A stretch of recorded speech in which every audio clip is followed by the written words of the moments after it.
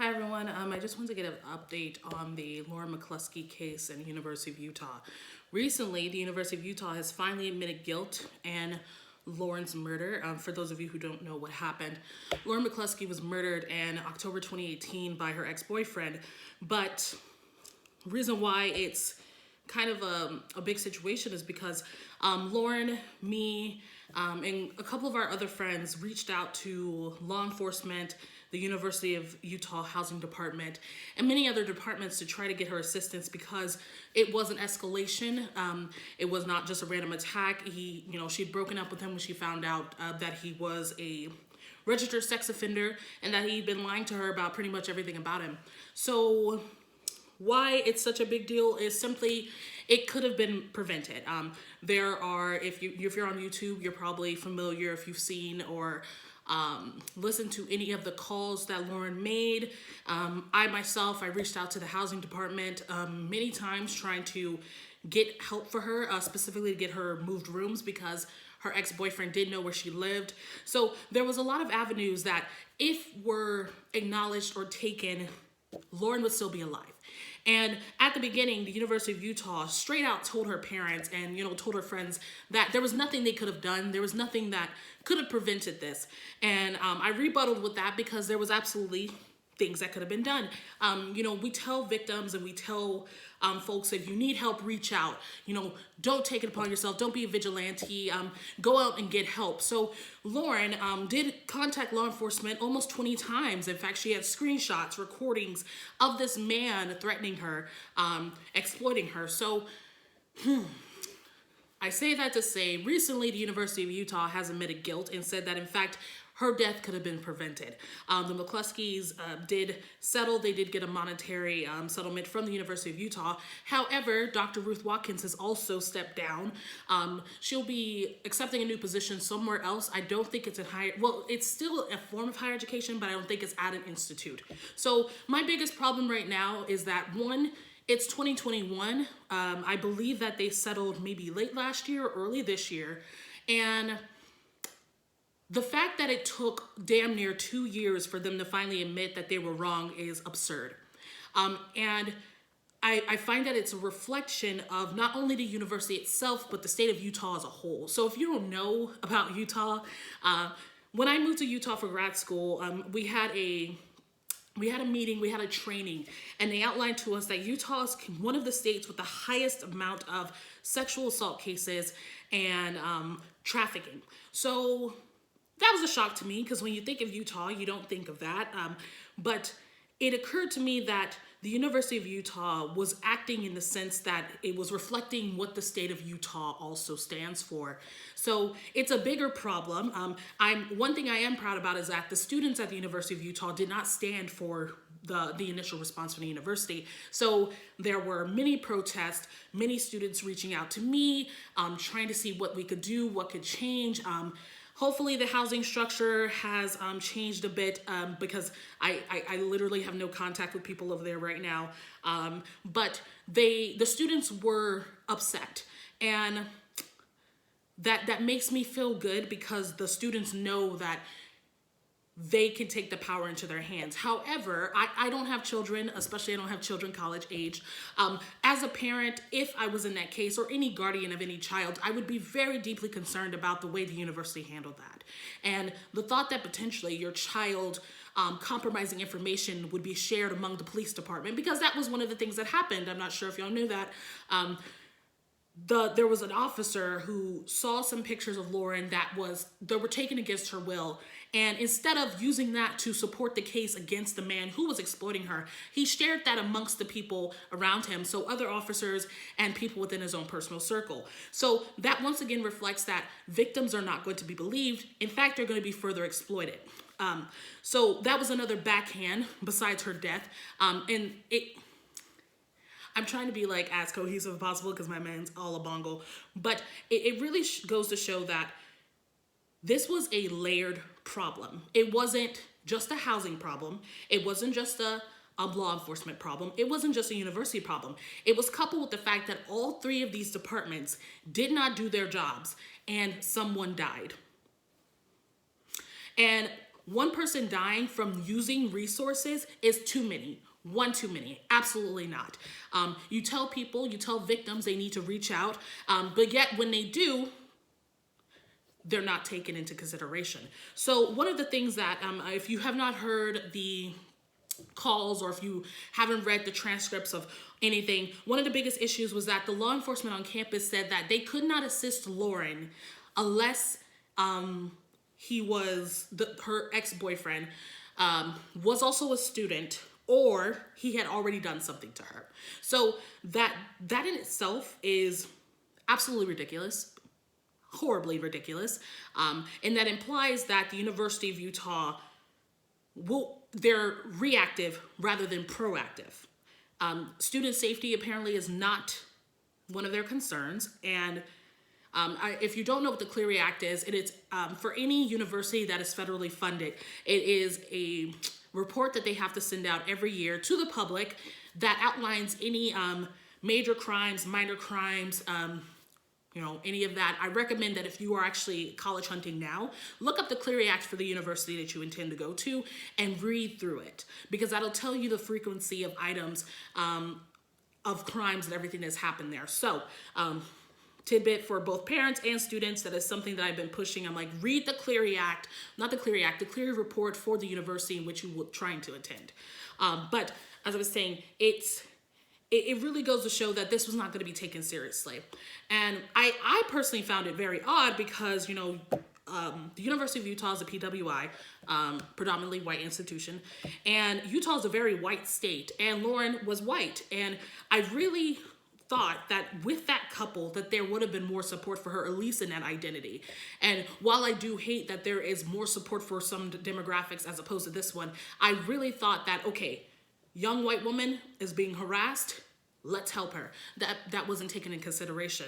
And I found that it is not necessarily her identity as a white woman, but rather as a woman that was taken into account in lack of response. So recently, like I said, the university has settled with the McCluskeys, and that I'm happy that the McCluskeys are finally getting that apology that they need.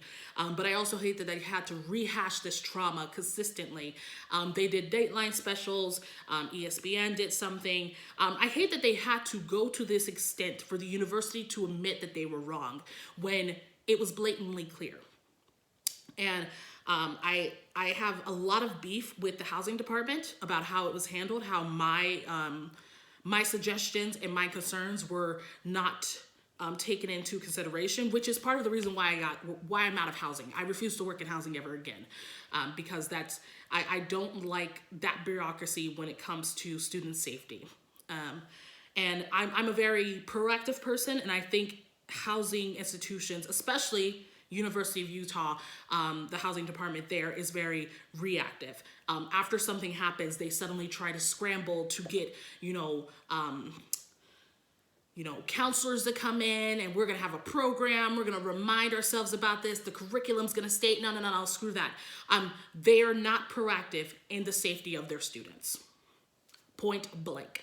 Even with presented with cases, with text messages, with the concern from one of their own professional staff members, they did not take into consideration that a student was in trouble. So I highly doubt that is across the board for other housing professionals. But if you are a housing professional in higher education, please take into account that you need to be proactive, not reactive to your student safety. And it's something I was very upset about during the whole proceedings, is that I felt as though there was no sense of urgency, and that this, for those of you that don't know, professional staff members typically live on campus with the students. We have our own apartments and whatnot. I felt like there was a sense that, oh, I'm safe. I never felt like I was in danger. Therefore, a student shouldn't feel that way. This is a safe campus. We have lights. No, screw that. You have to be able to look outside of your own bubble to understand the people around you, especially in such a hands-on occupation as being in housing. It's absolutely ridiculous that the people that I did speak to regarding my concern were saying, oh, well, I live in the building next to her. I've not noticed anything. That's essentially siding with the perpetrator because it's not happening to you. Okay? So keep that in mind. And the people who know, like, actually, there's only one person in particular who I was actually in the process of about to, like, legal ramifications, because they were telling me that I was going to get fired for this. And I have no beef, like, talking about it now because it's 2 years after. But I was trying to be cordial around the time because I really cared about the McCluskey's feelings, and I wasn't internalizing what was happening to me in that situation. But yes, after Lauren had passed, I was told multiple times in very backhanded ways, oh, well, I think you did all right, but, if they have to let someone go, like, I'm like, let someone go?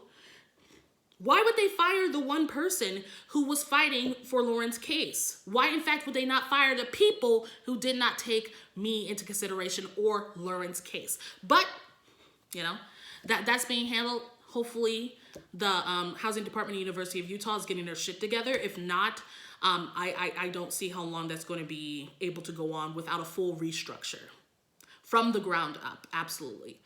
Because during the time I was talking to a lot of my RAs who, were concerned. They were like, why didn't we notice this? Why didn't we notice this? And it's like, okay, this is not your job to notice things like this. But the fact that it was on my radar and I was not believed, I cannot imagine how they're responding to the RAs over there. I don't know if the RAs even feel safe explaining to somebody that this student feels unsafe, or I personally feel unsafe. In fact, the whole backlash after that was astronomical. People were fired, people quit and moved to other police stations, like in Logan, but they were swiftly fired from their own police station. So I applaud the Logan Police Department for nipping that in the bud, because that would not have looked good for you, knowing that that particular officer was the type of person they were. So shout out to the Logan Police Department. But I think the bigger conversation needs to be around victim advocacy. If you tell the victims what resources to use and they use it and they still die because of your lack of action, their death is on your hands. And it shouldn't take 2 years. It shouldn't even take a year for you to understand that, and for you to apologize to families, and for you to finally give them what they deserve. Because if you are working in higher education, you're accepting the fact that you are a part of these students' safety. Your negligence and your lack of urgency is going to be on your hands if something happens to them, especially in the capacity of law enforcement and housing. And I really, really hope that this, unfortunately, because one of the biggest things that I hate, I don't like when learning occurs at the expense of another person's well-being or life. And that's what happened here. Suddenly, the University of Utah is feeling like they have to do this full restructure. Oh my God, what's happening? Like, what happened? What happened was you did not take signs into consideration. The fact that the police department is barely a presence on campus, and the housing professionals are essentially told not to call people and to handle things in-house. That is where it happened. Siloing departments is not going to keep your students safe. The fact that the housing department didn't even know that Lauren had called the police multiple times until I told them is absurd. Absurd. And being a young higher ed professional is difficult because we are not taken seriously. We are not jaded enough to disconnect ourselves from the student plight. But as long as I work in higher education, I will still be more concerned about the students' well-being than anybody within my organization. And I think the University of Utah completely disregarded that when they were handling Lauren's case. So yes, that's one of my concerns right now. But I wanted to let y'all know the update because I've had people reach out to me asking me how I felt about it. I've already reached out to McCluskey's when I first found out, and I was like, thank goodness this happened. But I'm still ready in case shit hits the fan because I still got screenshots and I still have emails.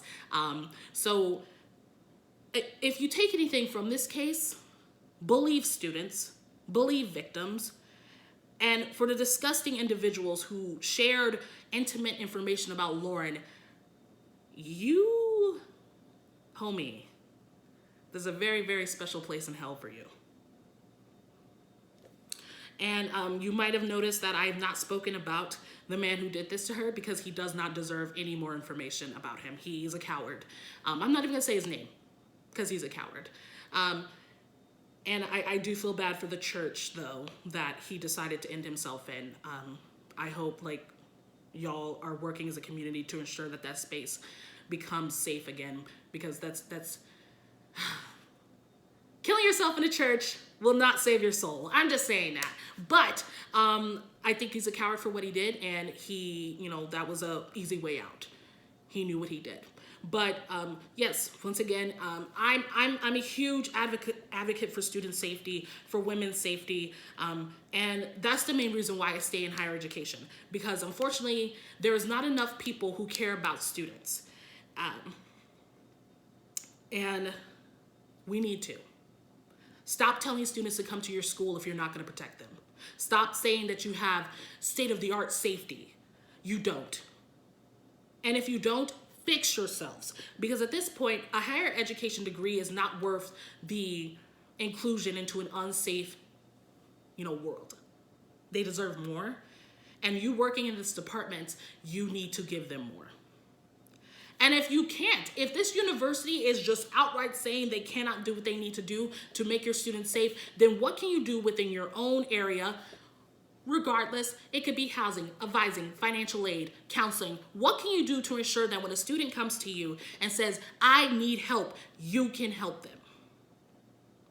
Because not all of the situations are going to be like Lauren's, where she did everything right, where she had support from other professionals, where she had support from her friends, and she had adequate evidence. That's not always going to be the case. Sometimes it's going to be you taking somebody's word for it and you being the only person that supports that person. So if you cannot support a student because you're unaware of what's happening outside of your bubble, you need to find a different occupation. High key. And that was one of the things that used to get me in trouble when I worked at the University of Utah. People would be like, stop telling others to get a new job. No, absolutely not. If you are not here for the students and the betterment of students, you need to find a different job. If you work in law enforcement and you care not for the safety of people, find a different job. There's plenty of them. You can do it. That's it. If more updates come that I feel like I need to comment on, I totally will.